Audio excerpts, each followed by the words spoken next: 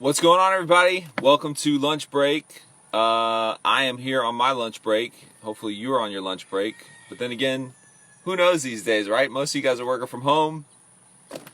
What is a lunch break anymore? Lunch break is walking from your office all the way over to your kitchen. That's your lunch break.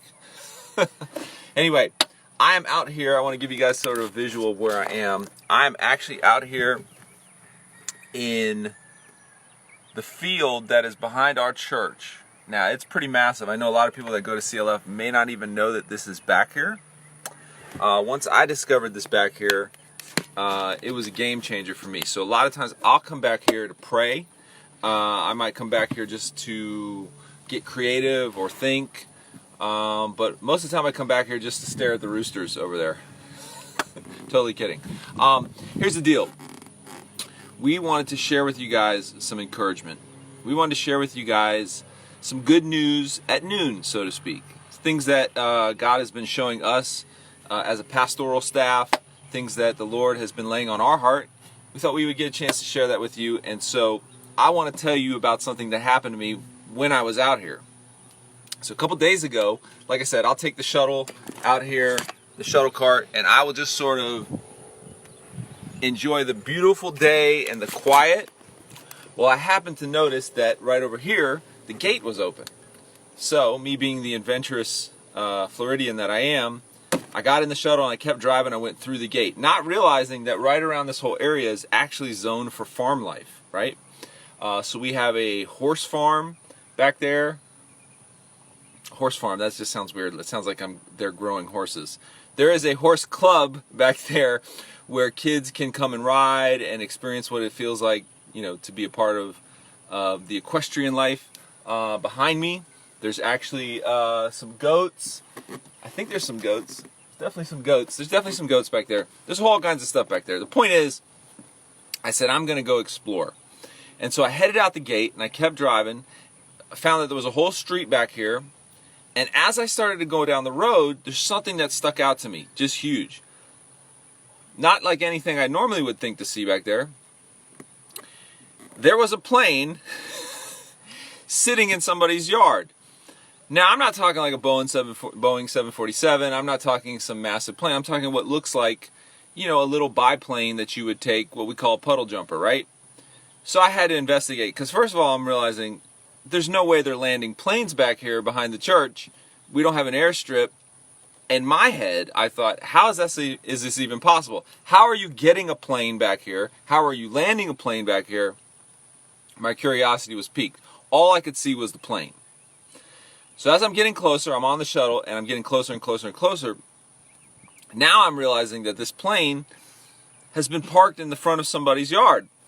So I'm thinking, what sort of like multimillionaire do we have that has the ability to keep a plane parked in their front yard like it's an ATV or something to that effect?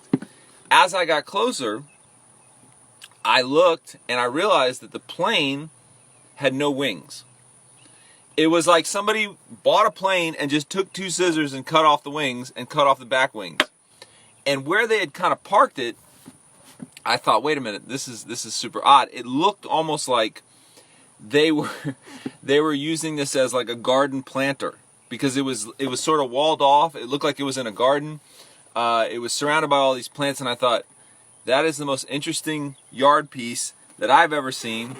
If I live next door to this, I'm like, how do I top that? How do I keep up with the Joneses? Do I have to go get a battleship? I'm so confused. And as I kind of began to go by it, I looked at it and I thought, wait a minute. As interesting as that is, as unique as that is, as eye-catching as that is, that's not what a plane was ever created to do. A plane was never created to be a garden piece. A plane, as cool as it is to have it parked in your front yard, it's never been put there to be nothing more than a conversation point. A plane was meant to fly. A plane was meant to fly. That's what a plane is created to do. But when you clip the plane's wings, the plane loses its purpose. And I thought, and I thought, and I thought, and I said, God, what do you want me to understand through this? And the more I began to think about it, something else actually happened yesterday. My kids were playing in the backyard. My wife, God bless her, she's been at home with all three of my boys send up some prayers. God bless all you moms right now that are holding it down with your children right now. So she was at home. She had organized a full-blown balloon fight in the backyard. It was going amazing. I was working on something in the front yard, so I wasn't paying attention. All of a sudden, I hear this commotion, and my oldest comes running around, and he's holding in his hand a bird. And I know he's not that quick to start snatching birds out of the air. And so I thought, wait a minute, what happened? And so he stopped, and they all kind of ran around.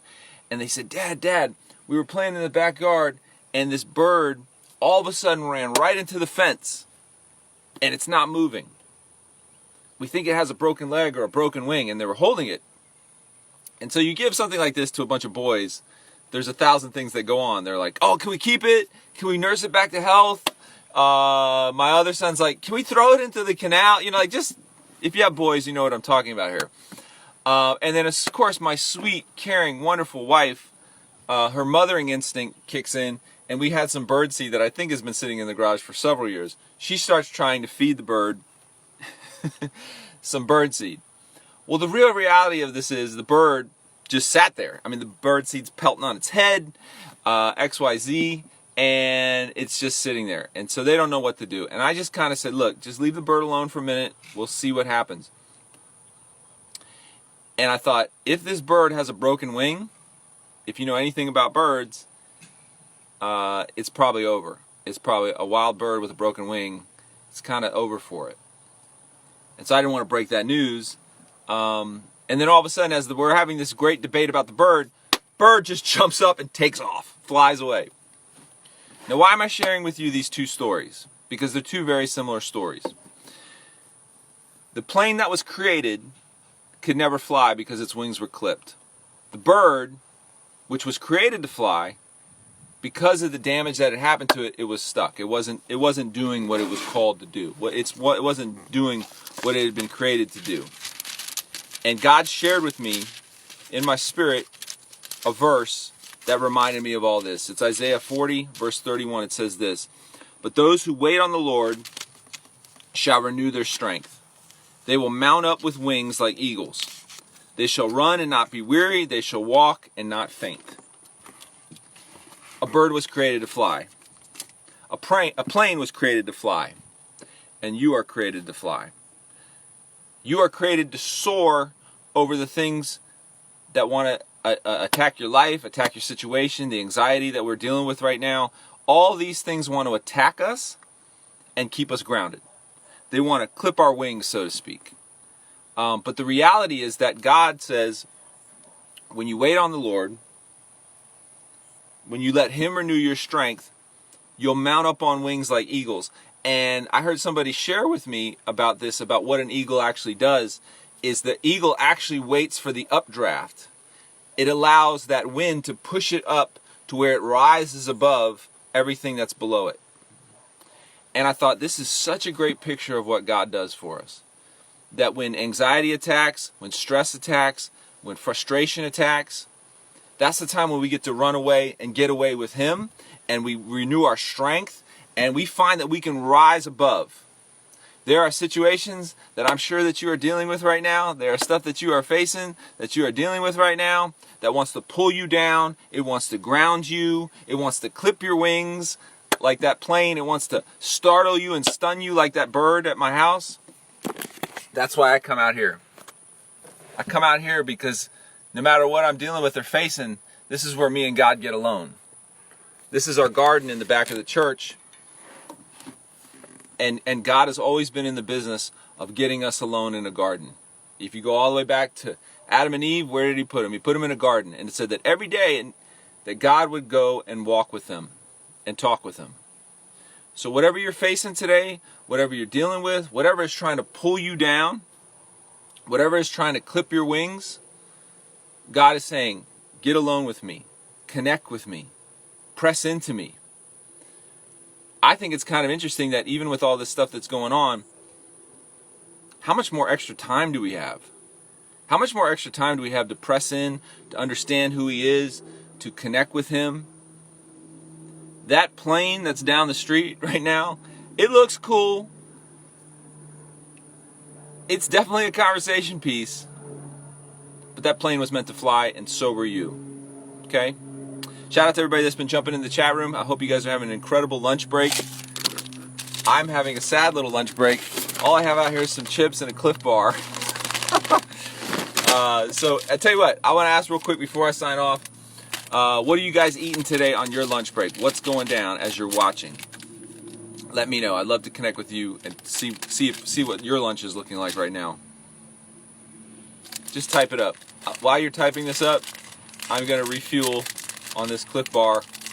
Hopefully this will be enough to sustain me on the way back. Anyway, drop a comment. Okay, there we go. Cosette. She says, I'm eating Pringles. Cosette, I hope that's not an entire box of Pringles, because that's a lot.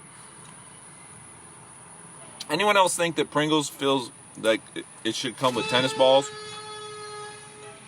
Anyway, Bonnie is having ham and cooked cabbage today.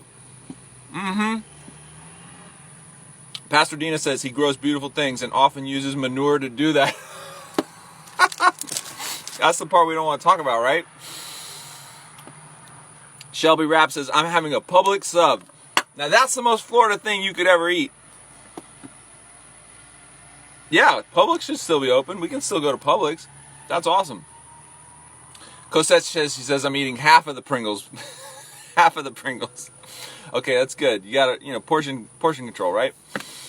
Kenneth B. Dennis says, I'm having a hot dog. That is a very American thing you could have. Well, shout out salmon and rice. Tony, I'm coming to your house. Cosette, since you're scarfing down some Pringles, I will honor you and your legacy by eating these jalapeno kettle chips. Oh yeah. Anyway, I didn't come here to eat in front of you because that's kind of disgusting. I just came to let you know whatever you're facing today, God is bigger than that situation. Don't let the world clip your wings. And if you're just like that bird that crashed into our man, these are spicier than I thought they were. If you're like that bird that crashed into our fence and you got stunned, you got hit by a situation right now, get up, get back in the game. Ann says, I'm having ginger ale. She has an upset stomach. Oh, I'm sorry to hear that, Ann. Hannah says, I'm eating an egg spinach wrap. This is my brunch since I've been trying to figure out all this virtual learning stuff. Those that have been technologically challenged over the last several years are now getting a crash course, right? Anyway, I'm going to go ahead and jet off. I love you guys. I hope you have an incredible, incredible week this week. God bless y'all.